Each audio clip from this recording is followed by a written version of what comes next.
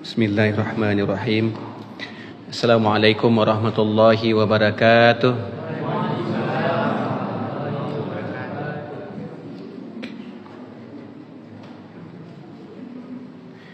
Innal hamdalillah nahmaduhu wa nasta'inuhu wa nastaghfiruh wa na'udzu billahi min syururi anfusina wa min sayyiati a'malina. May yahdihillahu fala mudilla lahu wa may yudlil fala hadiya lahu. Asyhadu an la ilaha illallah wahdahu la syarika lah wa asyhadu anna Muhammadan abduhu wa rasuluh. Allahumma salli wa sallim ala nabiyyina Muhammad wa ala alihi wa sahbihi ajma'in. Kita bersyukur kepada Allah Subhanahu wa taala atas nikmat-nikmat yang Allah berikan kepada kita sampai di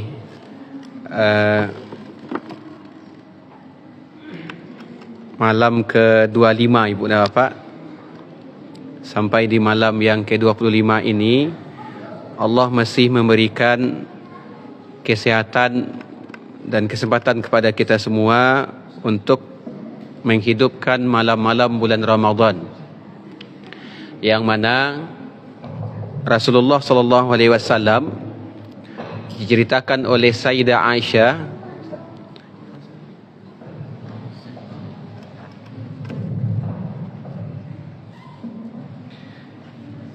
Rasulullah SAW diceritakan oleh Sayyidah Aisyah, istri beliau sendiri, kalau Nabi sudah berada di 10 terakhir bulan Ramadan, maka Nabi itu ahyal laila, Nabi menghidupkan malam bulan Ramadan itu dengan i'tikaf.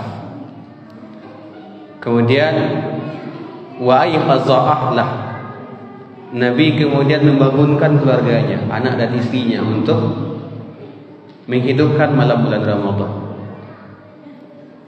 Wa syaddada mizar, dan Nabi mengencangkan ikat pinggangnya. Apa maksud Nabi mengencangkan ikat pinggangnya? Nabi itu ketika berada di 10 Ramadan terakhir tambah kuat ibadahnya kepada Allah, tambah semangat ibadahnya kepada Allah. Dan sebagian ulama ketika mensyarah hadis ini mengatakan maksud Nabi mengencangkan ikat pinggangnya adalah Nabi tidak tidur dengan istrinya. Karena ada ayat dalam surah Al-Baqarah 187, wala tubashiruhunna wa antum aakifuna fil masajid. Wahai para suami, kalian enggak boleh berhubungan dengan istri kalian kalau kalian sudah niat i'tikaf di masjid. Jadi orang i'tikaf itu memang menghabiskan waktunya di masjid. Kalau enggak bisa sehari semalam 24 jam, maka usahakan pas malamnya, tapi bukan tidur ke masjid, tapi memang menghidupkan malam-malam dengan ibadah kepada Allah Subhanahu wa taala, dengan baca Quran, zikir, istighfar dan yang lainnya. Kecuali kalau tertidur di masjid itu dibolehkan. Tapi kalau sengaja tidur di masjid itu tidak dibolehkan. Maksudnya bukan haram, tapi bukan kayak gitu i'tikaf yang dicontohkan oleh Rasulullah SAW. Kalau nggak bisa semalam suntuk, minimal fatwa sebagian ulama boleh niat i'tikaf di masjid itu 1 jam saja. Mungkin kalau di sini selesai sholat tarawihnya jam 10, maka ibu dan bapak niat saja i'tikaf dari jam 10 sampai jam 11 malam. Jam 11 malam silakan pulang, istirahat, boleh jadi untuk persiapan besok bekerja. Itu difatwakan oleh sebagian ulama. Karena yang namanya i'tikaf itu secara bahasa adalah berdiam diri di masjid walaupun dalam waktu yang sebentar. Salawat berikan salam Allahumma salli wa sallim ala nabiyina Muhammad wa ala alihi wa sahbihi ajma'in. Kita bersalawat kepada Nabi Muhammad sallallahu alaihi wasallam yang beliau dijadikan oleh Allah Subhanahu wa taala sebagai contoh teladan terbaik bagi kita dalam menjalani kehidupan di dunia ini. Kita akan beri judul ceramah tarawih kita yaitu penghapus pahala kebaikan. Itu judulnya. Jadi yang kita bahas adalah penghapus pahala kebaikan. Di bulan Ramadan kita dikondisikan oleh Allah Subhanahu wa taala untuk meningkatkan ibadah kita kepada Allah. Dari segi kuantitas, jumlah ibadahnya itu ditingkatkan. Kalau di luar bulan Ramadan, mungkin ibu dan bapak pergi ke masjid ini untuk melaksanakan salat Isya berjamaah. Mungkin ada yang selesai salat Isya, salat Ba'diyah 2 rakaat kemudian pulang, atau mungkin ada yang langsung witir 3 rakaat langsung kemudian pulang ke rumah. Tapi ketika di bulan Ramadan Allah kondisikan kita selesai salat Isya jangan pulang dulu, laksanakan salat tarawih dulu minimal 8 rakaat, minimal 8 rakaat ditambah witir 3 rakaat 11 jadinya. Dikondisikan ibadah kita itu kuantitas itu naik, kualitas ibadah juga begitu. Di bulan Ramadan kita diingatkan oleh Rasulullah SAW supaya orang itu betul-betul menjaga kualitas ibadahnya. Bagaimana diantaranya? Seseorang ketika berada di bulan Ramadan jangan sampai dia merusak pahala puasanya dengan melakukan hal-hal yang diharamkan oleh Allah Subhanahu wa taala dan hal-hal yang sifatnya itu mubah tapi berlebih-lebihan, sehingga muncul kaidah namanya al-mubalaghah fil ibahah mamnu'ah. Berlebih-lebihan dalam melakukan perkara yang mubah itu sebenarnya dilarang. Orang tidur itu mubah, tapi kalau berlebihan tidurnya dari habis subuh tidur sampai zuhur itu nggak boleh. Jadi tidur itu mubah, tapi kalau dilakukan secara berlebihan dilarang. Maka di bulan Ramadan ini kualitas ibadah kita sangat diperhatikan sekali dan diatur oleh Allah, diatur oleh Rasulullah SAW. Maka di bulan Ramadan kuantitas ibadah naik, kualitas ibadah juga terjaga. Yang harus kita pikirkan lagi ibu dan bapak, bagaimana kita menjaga ibadah itu, bagaimana kita menjaga pahala ibadah itu supaya tidak hilang atau supaya tidak diambil oleh orang. Bisakah pahala ibadah kita diambil oleh orang? Bisa. Atau bisakah pahala kebaikan kita, ibadah kita hilang? Bisa. Makanya Allah mengatakan di dalam Al-Quran, wala tubtilu a'malakum, jangan pernah kalian membatalkan amalan-amalan kalian. Artinya apa? Jangan sampai kalian melakukan hal-hal yang menghapuskan pahala kebaikan kalian. Ada sebuah kitab judulnya Mubtilatul A'mal, pembatal-pembatal amal. Jadi saya ambil ceramah saya itu dari kitab tersebut, yaitu Mubtilatul A'mal fi Daw'il Qur'ani was Sunnah, menurut Al-Quran dan Sunnah Rasulullah SAW. Yang pertama, hal yang bisa menghapuskan pahala kebaikan kita, pahala amal saleh kita adalah berbuat syirik kepada Allah Subhanahu wa taala. Tidak hanya kita ibu dan bapak, Nabi saja, Nabi Muhammad SAW itu diingatkan oleh Allah. Kata Allah kepada Nabi Muhammad dalam surat Az-Zumar, la in asyrakta la yahbatanna amaluka. Kalau engkau berbuat syirik kepada Allah, wahai Muhammad, ini Nabi Muhammad nih yang diingatkan, la yahbatanna amaluka, pasti amalanmu akan dihapuskan oleh Allah, pahala-pahala amalan itu akan hilang kalau kamu berbuat syirik. Itu diingatkan oleh Allah kepada Nabi Muhammad. Berarti kita juga begitu. Kalau kita berbuat syirik, maka amalan kita, pahala dari amalan kita itu akan dihapuskan oleh Allah Subhanahu wa taala, gugur jadinya, hilang jadinya, hapus jadinya. Makanya diingatkan jangan sampai seseorang itu berbuat syirik. Syirik itu ada nanti namanya syirik akbar, ada nanti namanya syirik asghar. Syirik akbar, syirik besar. Kalau syirik besar dikerjakan oleh seseorang, semua amal salehnya hilang, semua pahala kebaikan-kebaikannya hilang. Salatnya, zakatnya, puasanya, baca Qurannya, sedekahnya, infaknya, silaturahimnya, gitu, semuanya hilang kalau dia berbuat syirik akbar, syirik besar. Tapi ada nanti namanya syirik asghar, syirik kecil. Syirik kecil kalau dikerjakan, dia cuma menghapuskan pahala yang berkaitan dengan syirik itu sendiri. Apa di antara syirik kecil? Dalam sebuah hadis kata Nabi SAW riwayat Imam Muslim, akhwafu ma akhafu alaikum asyirkul asghar. Hal yang paling aku khawatirkan menimpa kalian wahai umatku, kata Rasulullah, adalah syirik kecil. Apa itu syirik kecil? Ar-riya. Orang yang beribadah dan ingin dia ibadahnya itu dipamerkan kepada orang lain, itu syirik kecil dia, riya. Riya dia gitu. Dia ibadah itu karena orang gitu, bukan karena Allah. Bahkan sebagian ulama mengingatkan kepada para imam. Ini imam jangan tersinggung, saya juga imam di tempat saya gitu. Para ulama juga mengingatkan kepada para imam, hati-hati dalam menjaga hati bagi para imam salat. Kenapa? Karena bisa saja imam salat itu ketika jadi imam diperbagusnya bacaannya, dipanjangkannya bacaannya, tapi tujuannya bukan karena Allah, tapi karena jamaahnya. Sehingga ketika jamaahnya ramai, dia menjadi imam itu dengan suara yang terbaik, dengan suara yang merdu, dengan bacaan terbaik, dengan hafalan yang baik.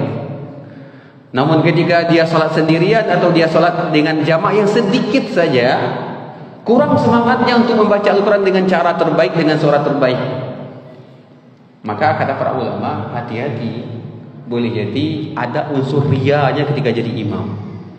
Makanya dalam sebuah hadis Nabi mengatakan, aksarul munafiqina min ummati qurra'uha. Yang paling banyak ditimpa penyakit kemunafikan dari golongan umatku adalah para pembaca Qur'annya, para imam salatnya, orang-orang yang hafalan Qur'annya banyak, yang suaranya merdu ketika baca Qur'an.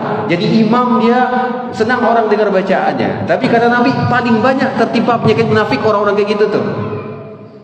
Kenapa? Kalau nggak hati-hati ketika jadi imam. Ustaz Ismaili sama nggak singgung, karena saya jadi imam juga di tempat saya.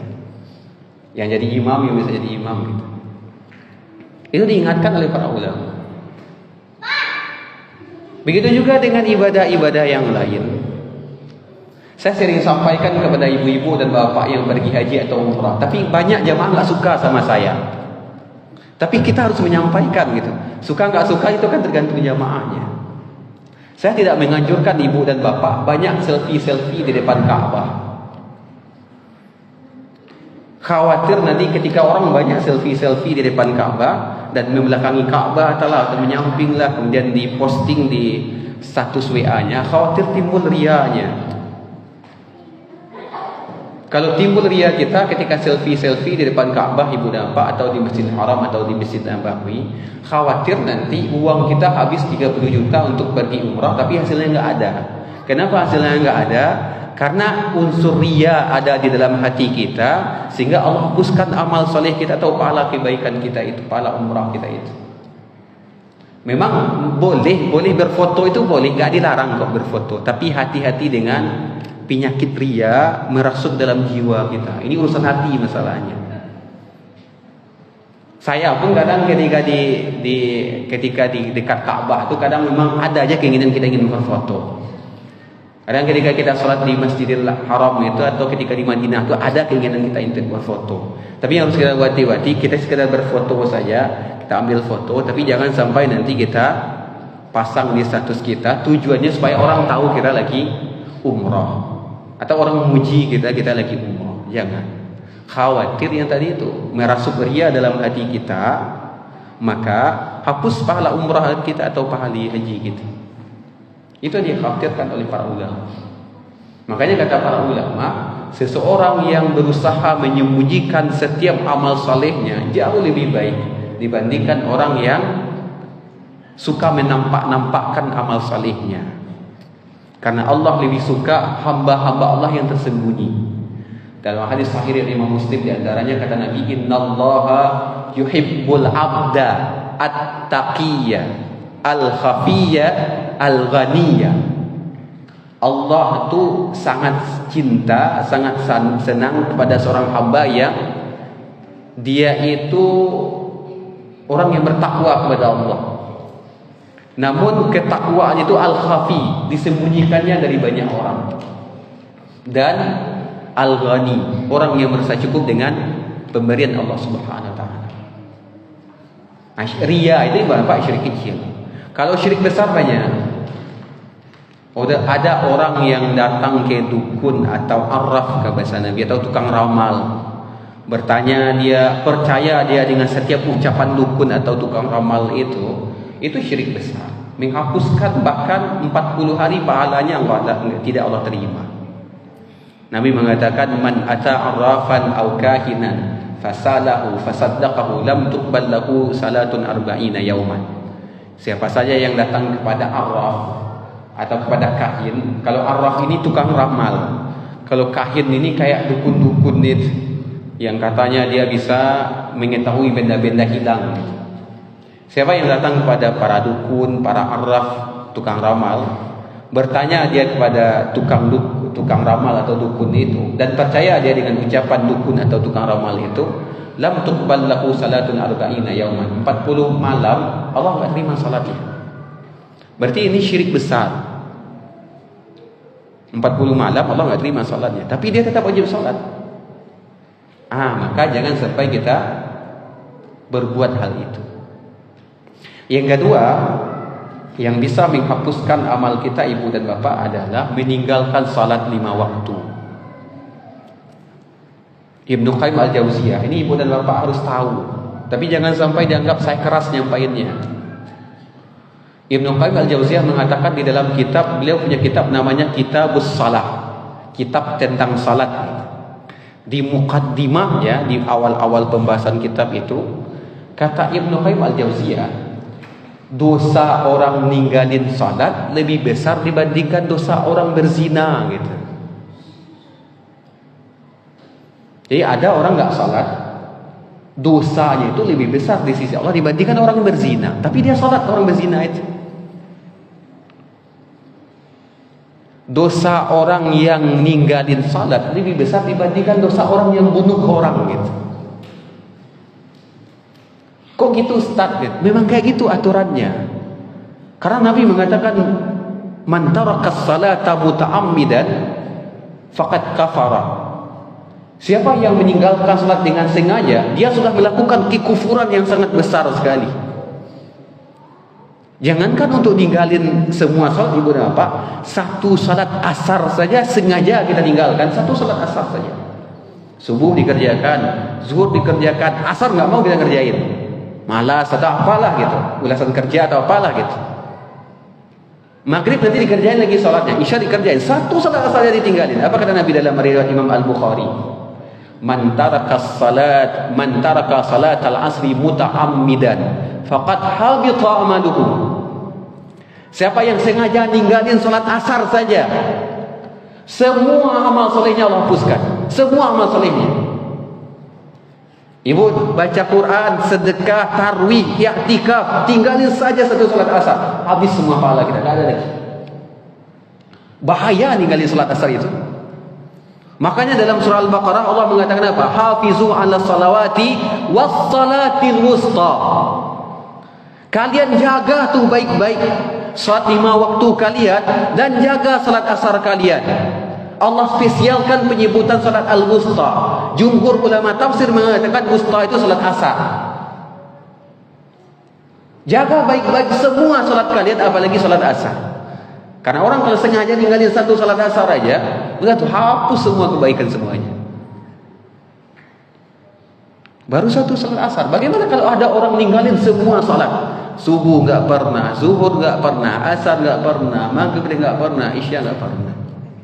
Apa yang akan dia bawa menghadap Allah kalau seandainya nanti malaikat maut datang mencabut nyawanya? Ketika nanti orang masukkan dia ke dalam kuburannya, apa yang akan dia bawa menghadap Allah Subhanahu wa taala? Makanya bahaya. Wajar Ibnu Qayyim al-Jauziyah mengatakan dosa orang ninggalin salat itu lebih besar dibandingkan orang berzina, tapi orang berzina itu masih salat gitu. Kan bagi kita mungkin kesannya aneh. Kok aneh Ustaz ya? Orang zina itu kan di masyarakat kan dikucilkan, dianggap aib yang besar gitu. Atau kalau pembunuh dia kan dia dipenjara. Iya betul ibu dan bapak, tapi di sisi Allah ukurannya bukan ukuran manusia. Dosa orang ninggalin salat itu lebih besar dibandingkan dosa orang yang berzina, orang yang membunuh. Karena masalahnya nggak ada alasan kita ninggalin salat kecuali bagi ibu-ibu. Ibu-ibu boleh ninggalin salat kapan? Ketika haid, ketika nifas boleh ninggalin salat. Tapi kalau kami yang bapak-bapak laki-laki ini nggak ada alasan. Sebut apa alasannya? Nggak akan pernah ketemu dalil yang bolehkan ninggalin salat. Carilah alasannya apa. Ustaz, saya dalam kondisi lelah, salat wajib. Ustaz, saya lagi safar, melakukan perjalanan dari Padang ke Jakarta, mau mudik, Ustaz, wajib salat, nggak ada alasan ninggalin. Ustaz, saya lagi terbaring di rumah sakit, nggak bisa ngapa-ngapain, wajib salat. Asal masih sadar, masih jalan pikirannya, masih sadar, wajib salat. Kan dalam kondisi terbaring, Ustaz, nggak bisa wudu, nggak usah wudu, salat kering saja atau tayamum, tapi wajib salat. Oh, nggak bisa duduk Ustaz, cuma tiduran saja, nggak bisa bersedekap karena ada pasang infus di tangan, nggak apa-apa, tetap wajib salat dengan isyarat mata saja, dengan bacaan di mulut saja. Makanya saya tanya, apa alasan kita bapak-bapak ninggalin salat? Nggak ada alasannya. Lagi perang Ustaz, orang perang saja salat berjamaah disuruh. Orang perang ibu dan bapak, orang perang. Baca surah Nisa. Allah mengatakan kalau kalian lagi dalam kondisi perang nih gitu, melawan orang-orang kafir, maka hendaknya ada sebagian yang salat, sebagian yang jaga-jaga. Sehingga nanti ketika musuh datang, yang jaga-jaga ini yang menghadapi musuh yang datang itu. Yang salat tetap lanjutkan salatnya. Jadi apa alasan kita tinggal di salat gitu? Carilah, nggak akan pernah ada ketemu tuh. Tapi ibadah yang lain boleh kita tinggalkan.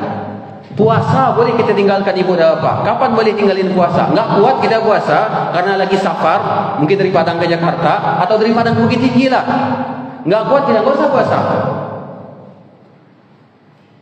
Ada apa lagi? Ada orang yang kalau puasa dia nasi naik asam lambungnya sehingga betul-betul sakit perut itu, boleh dia nggak puasa. Masuk dalam ayat itu, faman kana minkum maridun aw ala safarin. Siapa dalam kondisi sakit atau safar, boleh tidak puasa. Ada peluang kita tuh untuk nggak puasa ada. Zakat juga begitu. Zakat mal, kalau nggak sampai nisabnya, nggak sampai haulnya selama 1 tahun, nggak usah zakat. Nggak usah zakat. Oh, nisab harta kita belum sampai, haulnya 1 tahun hijriah belum sampai, nggak usah zakat. Zakat fitrah gimana Ustaz? Zakat fitrah pun boleh kita nggak zakat. Kapan? Kalau ada orang fakir miskin ibu dan bapak, nggak bisa dia bayar zakat fitrah tuh, anaknya banyak. Suami istri ada 2 tuh, anak 8, 10. Keluarkan 2,5 kilogram menjelang nanti khatib naik mimbar. Kalau 10 kali 2,5 kilogram atau 2,5 liter gitu, berapa tuh? Sedangkan orangnya miskin nih gitu, orang fakir gitu. Kalau seandainya dikeluarkan, ya ada dia punya beras, kalau dikeluarkan besok anaknya nggak makan, nggak usah zakat fitrah, nggak usah dibayar. Boleh. Orang fakir miskin kalau nggak sanggup bayar zakat fitrah, nggak wajib dia melakukan zakat fitrah. Bahkan kalau seandainya nggak ada dia, kalau dizakatkan beras yang ada di rumahnya atau uang itu dibelikan beras dizakatkan, nggak makan anak dan istrinya untuk besok pas hari Ramadan, nggak usah zakat. Ada peluang kita untuk lari dari zakat. Haji apa lagi? Haji itu sehat badan, memiliki dana yang cukup untuk pergi berangkat dan bagi orang yang ditinggalkan. Tapi satu-satunya ibadah yang nggak ada peluang kita untuk ninggalin sholat. Makanya wajar Ibnu Qayyim mengatakan orang ninggalin sholat itu lebih besar dosanya dibandingkan orang berzina, bunuh orang. Tapi kan maaf ibu dan bapak, ninggalin sholat ini yang paling banyak dia nggak premi oleh kaum muslimin. Cobalah kalau ada di komplek dekat Masjid Mukhlisin ini ada orang zina, apa yang terjadi? Orang ibu, iya nak si fulan zina. Ada orang bunuh orang di sini, orang ibu. Coba kalau ada maaf gitu, cucu kita, kerabat kita, tetangga kita enggak salat, ada orang ibu enggak. Karena maaf kebanyakan orang muslim enggak paham konsep ini. Saya pribadi ibu dan bapak, saya resah tuh. Ada saja satu orang kerabat saya nggak sholat, saya resah. Saya ingat dari semenjak saya kecil sampai 1 tahun belakangan itu mama saya nggak sholat. Adik umi saya nggak sholat. Memang saya nggak tahu gimana caranya, karena berat untuk negur mama itu. Tapi 1 tahun kemarin saya beranikan lagi. Tapi dengan cara yang santun. Saya bilang sama mama saya, "Ma, kalau bisa dengan umur mama yang sudah sekian, berharap mama sholat lagi. Jangan pernah tinggalin sholat 5 waktu. Kita nggak tahu kalau seandainya nanti ajal datang menjemput, kan yang kita bawa menghadap Allah cuma amal soleh. Gitu. Harta kita, anak-anak kita, keluarga kita itu nggak akan mau neman kita di kuburan kita. Maka saya berharap mama sholat gitu." Saya sampaikan. Harus kita sampaikan. Saya ustadz gitu. Saya dosen, kadang mahasiswa saya suruh tuh. Mahasiswa kalian jangan ninggalin sholat gitu. Masa keluarga saya sendiri nggak saya dakwahin? Kan nggak baik kayak gitu. Orang lain saya ceramahin tapi keluarga saya nggak saya dakwahin. Saya ingatkan kayak gitu. Di tempat saya tinggal ada tetangga yang nggak sholat, itu resah saya. Saya di tempat saya tinggal tuh ibu bapak tiap Rabu pagi, siap subuh saya ngisi kajian. Dulu awalnya Minggu pagi habis subuh. Kemudian saya cari ustadz pengganti, saya suruh satu yang ngisi lagi. Kemudian saya pindahkan jadwal saya ke hari Rabu supaya lebih banyak pengajian di musola di tempat saya tinggal itu. Ada tetangga dekat kompleks saya itu yang nggak sholat, saya resah. Kenapa saya resah? Saya ustadz, saya mesti ceramah di mana-mana gitu. Tapi kenapa tetangga saya dia nggak bisa saya jaga untuk diarahkan sholatnya? Akhirnya kadang kalau nggak bisa saya bicara langsung sama tetangga saya suruh anak saya yang paling besar itu berteman dengan anaknya. Nah, kemudian saya suruh tuh nanti pas maghrib ajak anaknya ke masjid ya. Nanti bilang sama anaknya ajak juga lah ayah ke masjid gitu. Jadi melalui anak itu bisa sampaikan dakwah. Saya khawatir nanti ibu bapak di akhirat saya dihisab oleh Allah gitu. Kamu kan ustaz, kamu kan pandai ceramah, masa tetangga dekat rumahmu saja nggak sholat kamu biarkan gitu. Itu yang saya khawatirkan. Apalagi kerabat-kerabat kita yang lain, ibu dan bapak, anak kita, cucu kita, jangan sampailah nggak sholat gitu. Saya sama lah, mungkin Ustadz Ilfa Henry kan ada ngajar di UIN. Saya juga ngajar di UIN, tapi mungkin kelas Ustadz Ilfa Henry lebih banyak dibandingkan saya. Saya ngajar di UIN juga kadang satu kelas pekan. Ini 2 orang mahasiswa saya, anak Saipik juga ngajar juga saya di Saipik. Kadang sama mahasiswa itu saya ingatkan, prinsip hidup kita ini semuanya bisa jadi hilang dalam diri kita. Semuanya boleh hilang dari diri kita, tapi satu yang nggak boleh hilang. Apa itu? Salat kepada Allah. Jangan sampai hilang. Itu benteng terakhir kita dalam hidup ini. Jaga salat itu baik-baik. Anak muda pun harus jaga salat baik-baik. Jangan sampai masih muda Ustaz, salat itu urusan orang tua tuh, nggak bisa kayak gitu. Allah wajibkan kita salat kan nggak lama-lama, paling 5 menit ibu dapat. 5 menit subuh, zuhur, asar, maghrib, isya gitu. Mungkin tambah wudu 5 menit, 10 menit gitu. Cuma 50 menit Allah minta kita untuk ruku dan sujud kepada Allah, dan itu pun untuk kita, bukan untuk Allah. Masa kita nggak mau, sedangkan Allah sediakan bagi kita waktu 24 jam, bebas kita mau kerja atau mau ngapain. Makanya bagi para bapak-bapak, kata Rasulullah apa? Suruh anak kalian itu salat ketika dia sudah berumur 7 tahun. 7 tahun udah dilatih salat. Anak saya yang 5 tahun itu, yang paling besar itu 5 tahun ibu dapat. Itu kalau udah azan itu dia kadang bangunin saya. Azan subuh gitu kan, dia udah bangun. Bangunin saya ke masjid. Dia kadang duluan aja ke masjid. Kalau saya telat, kadang pas orang azan saya wudu di rumah gitu. Karena memang dari kecil itu dibawa-bawa ke masjid. Jadi usahakan anak kita umur 7 tahun, kata Nabi, perintahkan sholat. Tapi cara merintahnya bukan dengan cara mengancam, tapi dengan motivasi. Nah, ayo sholat nak, sama ayah, sama ibu, sama umi, sama abi. Nanti habis sholat kita main, habis sholat nanti kita jajan. Dekatkan mereka ke masjid dari umur 7 tahun. Sampai umur berapa? Sampai umur 10 tahun. Ketika sudah berumur 10 tahun, apa kata Nabi? Kalau nggak mau salat, fatribuhu, pukul anak itu. Tapi pukulnya bukan pukul yang menyakitkan, tapi pukulan untuk tarbiyah. Cara mukulnya gimana Ustaz? Cara mukulnya itu kata para ulama, ambil kayu siwa kayu digunakan untuk gosok gigi di zaman Nabi itu. Yang panjangnya itu sepanjang ini. Jadikan kayu siwak itu untuk mukul anak kita. Kalau mukul anak kita Pak, mungkin dengan ini Ibu, kita pegang ini, kita pukulkan ke kaki anak kita, itu insya Allah nggak sakit. Karena pukulannya bukan untuk menyakiti, tapi untuk tarbiyah, untuk pendidikan. Tapi nggak boleh mukulnya di wajahnya, karena Nabi melarang memukul wajah. La tadribul wajha, kata Nabi. Jangan kalian sekali-kali memukul wajah siapapun. Mukul wajah anak kita nggak boleh. Bapak-bapak marah sama istri, ditampar istri nggak boleh. Atau ibu-ibu marah sama suami, tampar wajah suami nggak boleh. Wajah ini sesuatu yang sangat dihormati, nggak boleh nampar-nampar wajah orang. Guru nggak boleh nampar wajah muridnya. Kalau memang mau mukul dalam proses pendidikan, yang dipukul itu kaki ke bawah. Anak ketika umur 10 tahun kalau masih ada ninggalin sholat, Bapak pukul, kata Nabi. Tapi pukulan yang bukan menyakitkan, pukulan untuk tarbiyah pendidikan. Tujuannya apa? Supaya ditekankan, kamu harus salat, nah nggak boleh ditinggalkan. Umur kamu udah 10 tahun masalahnya. Sehingga nanti ketika dia sudah balik, umur 12 tahun, 13 tahun, 14 tahun itu, dia udah kokoh untuk tidak pernah ninggalin salat.